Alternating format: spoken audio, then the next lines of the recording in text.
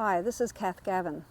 In this three-part video series, we will explore Exodus, Leviticus, the Gospel of John, Matthew 24, and the Book of Revelation to answer these questions.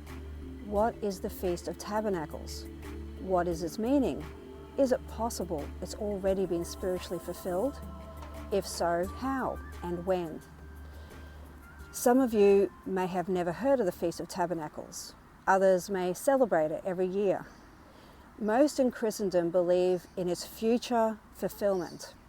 However, could a close examination of Christ's words in light of Jewish history, their calendar, customs, and agricultural practices prove otherwise?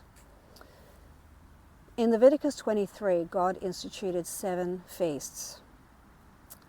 Leviticus 23 verse 4, "These are the feasts of the Lord, even holy convocations, which ye shall proclaim in their seasons." These 7 feasts revolved around the Jews' agricultural lifestyle and were celebrated at specific times as per their calendar. The Jewish calendar is different to the Gregorian calendar we use today. The Gregorian calendar is solar, whilst the Jewish calendar is both lunar and solar, with each month beginning at the new moon. The first 3 feasts, Passover, Feast of Unleavened Bread, and Feast of First Fruits, were celebrated in the first month, Nisan, and coincided with the spring harvest of barley and flax.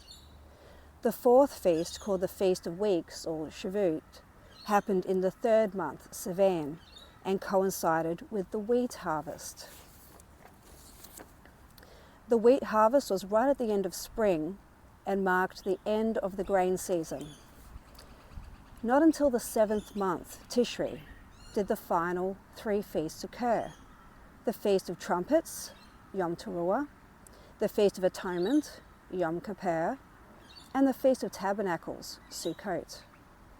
These high holy days coincided with the fall or autumn harvest of fruits such as olives, grapes, figs, and dates. The Feast of Tabernacles was the 7th feast celebrated in the 7th month for 7 days and marked the end of the agricultural year. Thus it was sometimes called the Feast of Ingathering. Passover, Shavuot, and Sukkot were pilgrimage feasts, meaning every able-bodied Jewish man had to visit the temple in Jerusalem to offer the first fruits of his harvest to the priest.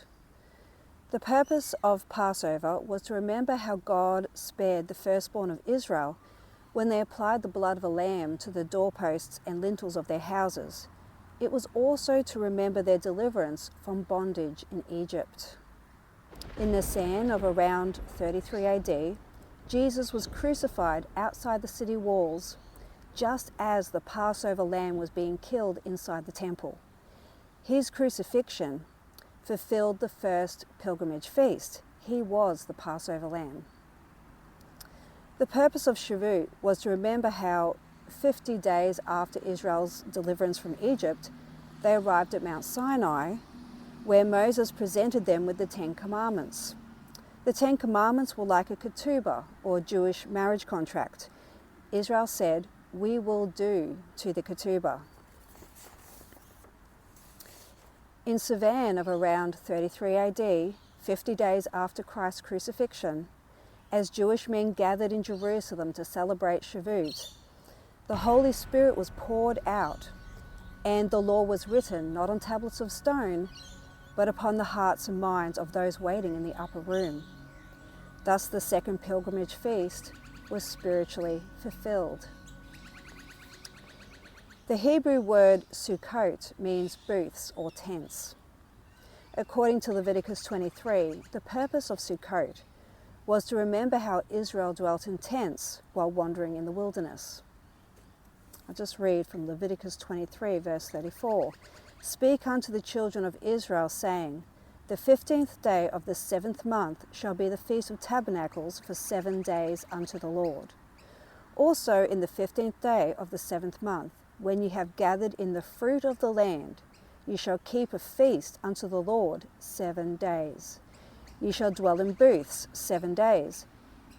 All that are Israelites born shall dwell in booths, that your generations may know that I made the children of Israel to dwell in booths when I brought them out of the land of Egypt. I am the Lord your God. A tent is a temporary dwelling place. Israel dwelt in tents because they were on their way to the promised land. Just as Israel wandered in the wilderness for 40 years before accessing the promised land, first-century saints were tested and tried in a spiritual wilderness for 40 years, one generation, before accessing their promised land, the city not made with hands, that Abraham, Peter, and Paul groaned for. Ultimately, this is what the final feast points to. In my next video, we'll get into the Gospel of John and consider the meaning of the Feast of Tabernacles. Until then, God bless.